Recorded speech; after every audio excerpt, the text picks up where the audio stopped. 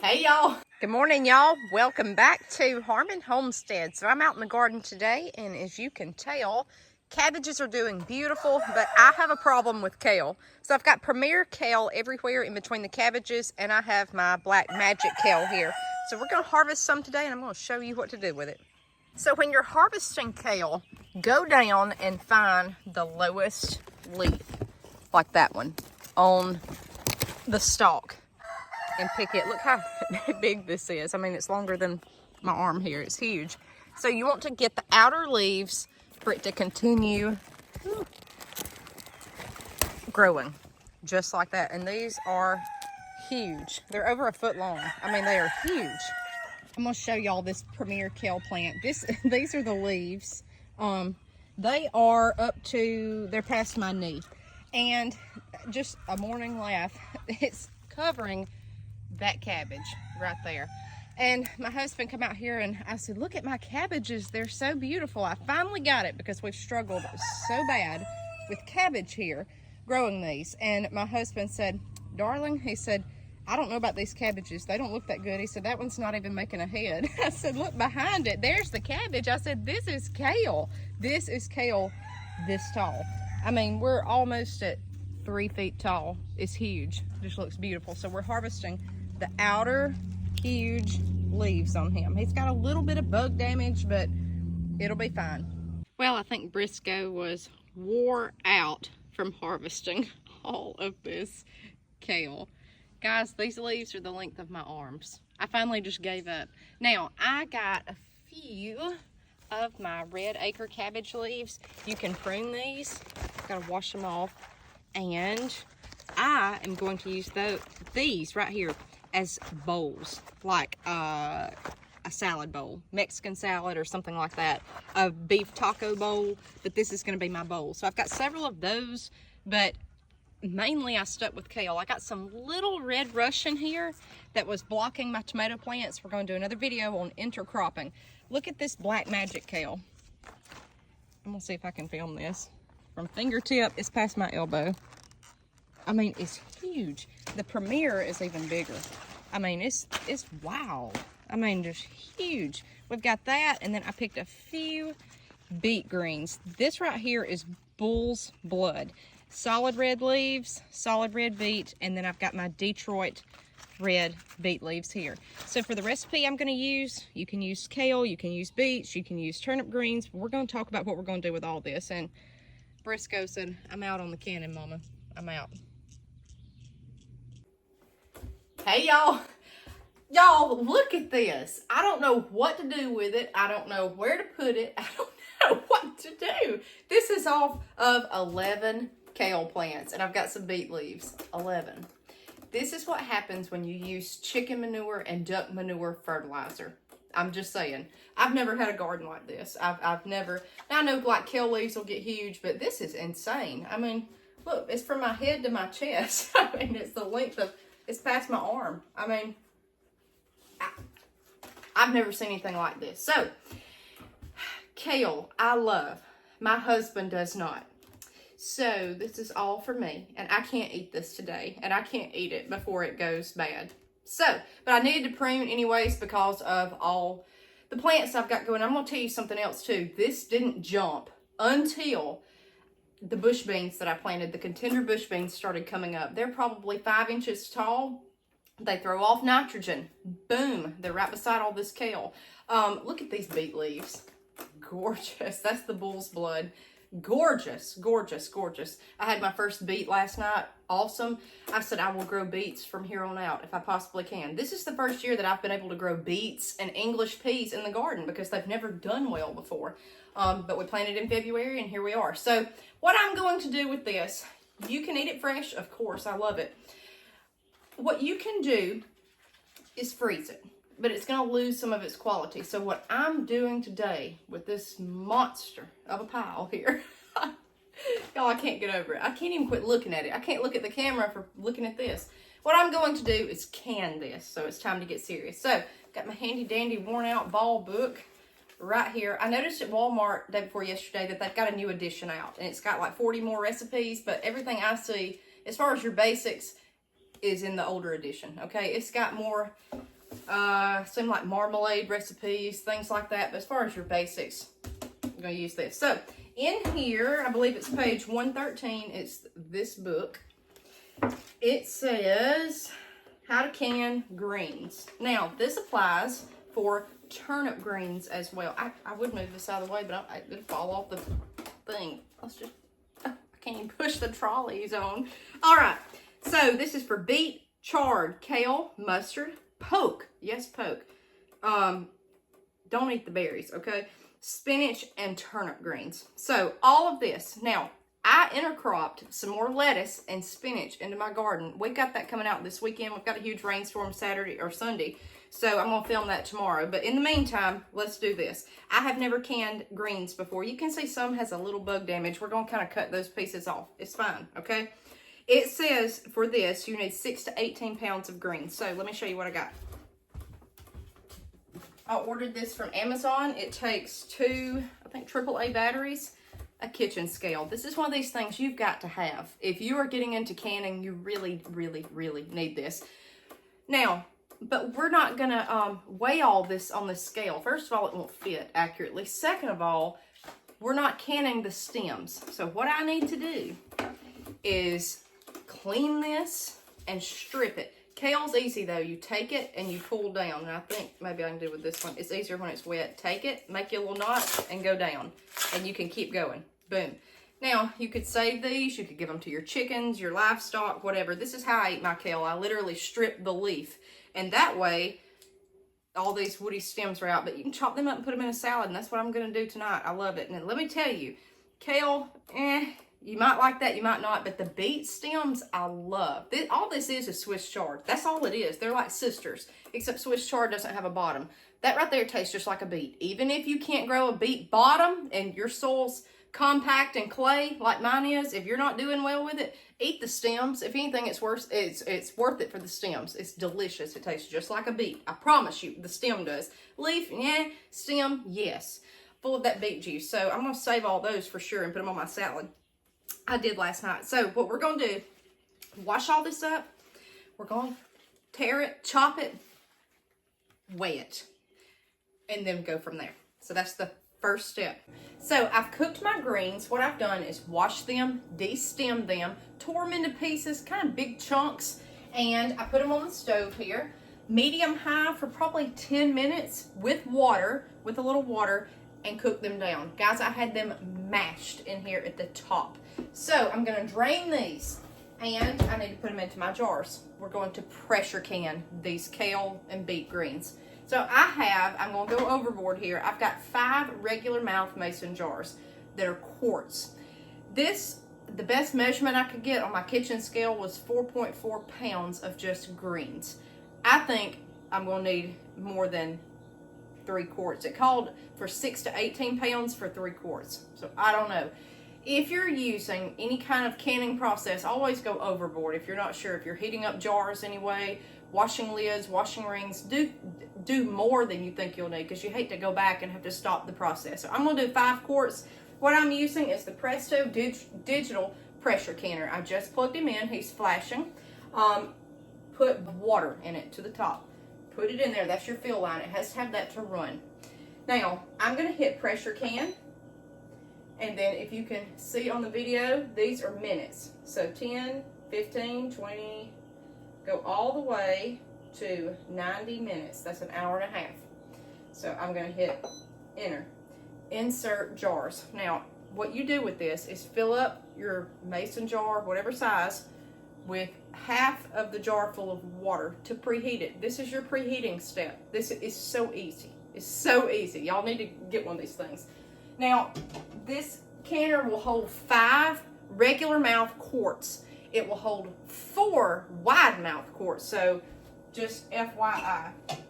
So, we're going to put these in here and let these be preheating while I'm getting clean, fresh water on to boil to put over my greens in the cans. But I can't do anything or in the jars until these are warm. So it barely squeaks by with 5 regular mouth. Now, let's talk about one thing before I hit enter. And what you'll do is warm them up. On your lid here, you have this right here, and this is for your jiggler, your pressure gauge, okay? That's what this is. Don't put it on. It'll tell you when to put it on, okay? You'll have to fill up these jars, go through the whole process. It'll take about 15-20 minutes, and it'll flash. It'll give you a timer, and it'll say, hey, put your gauge on. When you do, put it to can. It's got a can and vent option. I don't think you can see that on there, but it's one of the two. You don't have to turn this knob when it's done canning. It won't even let you open the canner. It's a safety mechanism. It'll depressurize itself and automatically release to vent. That's it. Just always make sure you have it turned to can, but we don't want to do that yet until it tells us to. Okay, so just put your lid on. Turn your green knob, that's your safety. Over here, that way it's just an extra mechanism, and hit enter. It says warm, so it's pre-warming the jars. And guys, I've got terry cloth, we call them shop towels here. You need to get a big pack of these if you're canning. You're gonna have water everywhere. You're gonna go through so many dish towels. It's hard if you're dealing with a lot of moisture, like washing kale, okay? Because we just washed at least 4 pounds of kale. So I'm gonna drain this, boil some water, and get ready to fill in these jars, and I'll show you that. All right, guys, so I have drained my greens, washed my pot here, and I've used this big stock pot for canning. My jars are still warming up. I've got this turned on to high. I want a rolling boil. The water's gonna go over the greens in the mason jars when they're preheated. I just want to show you the stalks here from all of this kale. This is how much it took. A lot of these are snapped in half though. These are packed to the brim. Eat it like celery. It's great. It's very nutritional. So I'm gonna put that in the fridge. So I'm gonna set that over here for right now and show you just a few things I want to talk about. So when you're canning, a lot of y'all are new. You've not watched me can. A lot of y'all have. I love this. I'm not endorsed by Presto. I just love this thing. This is how I learned to can. You can see I've got an old glass stovetop. I don't want to can on that, okay? They say it can burst. I just don't. But when you're canning, the process is the same, whether it's electric or regular style with the equipment. So you need your rings and you need lids. Never, ever, ever save your lids to put back on a jar if you're using regular lids. You can buy lids that are reusable. I do not. So I always pre-wash them. A lot of people preheat theirs in boiling water. I do not. They say with new studies that it doesn't help. In fact, it may hurt a little bit, but some people were raised that way, and that's what they were taught, so they still do, and that's fine. I just don't. That's the way I was taught out of the newest edition of Ball. Rings you can save, though. Reuse them over and over until they get a lot of rust on the inside for any reason. Then it's time to chunk these because you're going to have no sealed jars. That's no good. I've learned that the hard way. So let's talk about lids. I always use Ball. Always. Because I'm doing greens, I've never canned greens before. I'm just showing you. This is the first time I've ever done it. I am going to experiment. I know. At Walmart the other day, Mainstays, their brand now has lids. I'm using those just to try, okay? They were several dollars cheaper than the Ball. I don't know. I don't expect this to be great, but we'll see, okay? So I've got 5 and 5 washed just because I heated up 5 jars. I'm looking at the kale now. It probably barely will get 3. So on this, you can add salt as desired. I do on certain things, including my green beans. Just make sure it's non-iodized. Iodine can change the color of your food. And it's a teaspoon for a quart. I think half a teaspoon for a pint. I'm using Ball's recipe. Anything you can, you must debubble. And I'll show you that. You have to go with this long thing in and out all around the jar to get out air bubbles. That's why we call it debubble. And I showed y'all before on one of these videos, my husband measured out on this 1/4 of an inch, an inch, and a half an inch and an inch. I don't know if y'all can see that. Do you see the markings on the side? That is for me to know my head space. You have to have a certain head space in there. What that means is from the top of the jar down to your food has to be like 1 inch, half an inch, it depends. If you're doing jam or jelly, it needs to be usually 1/4 of an inch. Food, usually an inch. You have to know how far to mark it. When I was a new canner, I didn't know. I had no clue. I still look at it and use it, so that's a great thing. Now, interestingly enough, they say not to heat these up anymore, your lids, but on the bottom of your debubbler, there's a magnet to pick these up out of boiling water once you heat them up. if you so choose to do that. So that's what that magnet's for. It's not to stick on your fridge and look cool, okay? Now, one thing you've got to have no matter what, you must have these right here. And let me tell y'all, as a beginner, okay, as a beginner, when I first got these, I held them like this because I thought the grips were to pick up the jar. I had no clue. No one had ever canned or showed me how to can. These are your handles to pick up your jar when they're done. Whether you're using a stovetop canner, an electric canner, it's going to cause serious damage if you touch these jars barehanded as soon as they're done, or at any time during the process once they're canning. The grips are for your hands. This, where it's shaped like a mason jar, is where you pick it up. That's laughable to a lot of people to think that I actually thought that. I didn't know though. No one ever showed me. And I almost dropped a jar on my foot. I said, something's not right. It's falling out of this because they roll. These up here, the handles. They come in all different styles. It was just a ball beginner kit that I got in 2021. So that was in there. Now this you absolutely have to have. You need this with all sorts of things. This is your funnel. This is how you're going to get everything in without making a humongous mess. You've got to have it. It'll come in the pack. Use it, okay? And it fits perfectly inside the mason jar. So that's some little beginner things. You need towels or either paper towels. You're going to have to clean the rim. Some people use vinegar. I do not. If it's really sticky, like our cowboy candy or some jams, most I didn't. You could use vinegar then on a paper towel. I just use warm water. Clean it really well. The main thing is make sure your lids and all are dry. You need to dry these. So I'm going to take one of these towels and clean these really well. I've already washed them. I'm going to clean them off, dry them off. Dry your rings. No water, okay? Because water can hinder the seal. And we're going to wait on that to boil, and these should heat up, and I'll show you filling the jars up. Speaking of that, they're heating up now. Or they're done. So it says, perfect timing. I almost got the video off. Fill jars, and if you could hear that ding, ding. I didn't say anything so you could hear. That lets you know it's ready. Now, at this point, you're going to undo your latch over here. Can you still see me? Yes. Twist your lid. It's going to be hot, okay? And if you can see, there's steam coming out. We're going to take our lid, put it over here. Very hot. You're going to take this. I put oven mitts on both hands and dump this water out. All right, so I've got my boiling water right here. Here's my greens. I actually turned these in the pot with these, and I'm going to use this to fill my jar. Look at all those greens fit in this colander now. It's almost sad. It's like, why did it go to nothing? So I'm going to kind of loosen these up a little bit and put them down in here. Now, I'm going to go to 1-inch headspace. The good thing is about canning, if you can see, while we're all doing this, is you can pack a lot of food in a little space. This is great for food preservation. But it's the same, it's the same amount of food. So just keep that in mind. So see how I'm taking that and I'm tapping down. Ooh. Okay.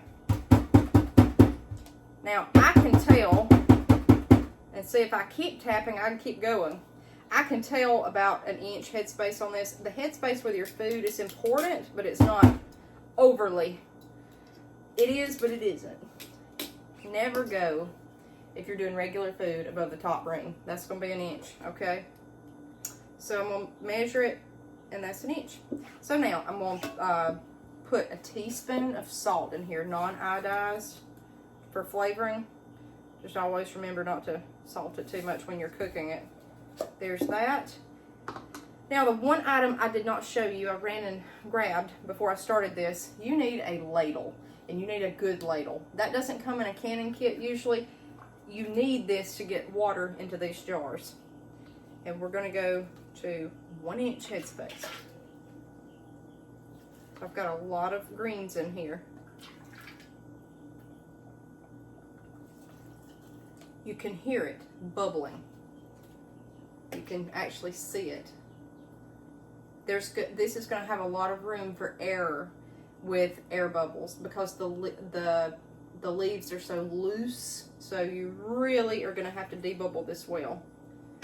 And something else, you'll get it to 1 inch. just like that. That's an inch. Once you debubble, your water level is going to go down. Add more.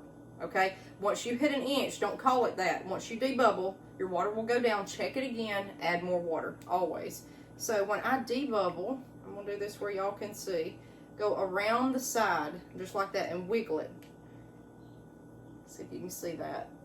Just like that. And see the bubbles coming up? Just like that. You can never debubble too much. Okay? Look at my water level. It's already down to here. When I first started canning, I thought a 1 inch water level. Well, I put that in, I do this, and it don't tell you to go back and add more. And then your water level will shrink, and then you've got discolored food over time. You're not going to want to eat it. It's no good. Just don't, okay? Just don't. Do this. So I'm going round and round. And he's packed. I may not even need to pack. The next one is heavy. We're probably going to have some left over. Now, can you can quarts and pints at the same time? Nope. The timing is different on each one. This is a long video, but I'm kind of answering questions about canning as we go along. And I'm still getting the water level down.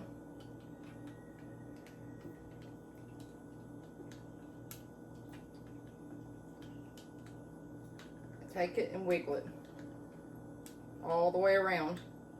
Now, I want you to see this water level, and this is now is hot because you just put that water in there. Can you see that? It's just way on down the jar. Now it's to the shoulders. So, I'm going to take this and fill it back up.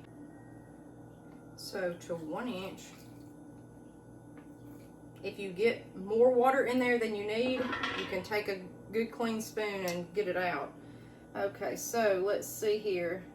Perfect, 1 inch. Now, I've got a warm, damp paper towel. I just turned the tap water on to hot, and I'm going to go around. Just like that to clean anything. This won't be a problem. Take your lid, put it on, and you want to kind of stabilize him. Don't just plop him down. Take your ring, put it on.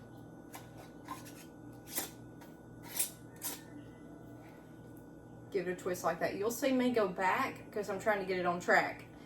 Don't keep twisting, though. If it's not on track and you're having to force it around, it's not going to seal most of the time. I promise you. I know. So we're going to put him in there. And there's a can of kale. Beautiful. All right, so I got exactly 4 quarts, and the last 2 were pretty packed. If I had done that second one looser, I would have had 5. I truly believe. So now I'm going to put my lid on. And remember, if you're using the Presto, don't put your gauge on just yet. I always leave it over here. So you're going to put it on, turn it, lock it. That's the main thing. Huge. And then hit the button. It says heat. Then it'll flash and give a time about 20 minutes. That's when you put this on, your pressure regulator, to can, and you'll hit go again. And that's it. And it will be an hour and a half for this kale. It's so long because it's low acid food. So I will let you know and keep you posted how they do and go from there. So we will see you guys next time on Homestead. Y'all can, I can, anybody can. Get after it.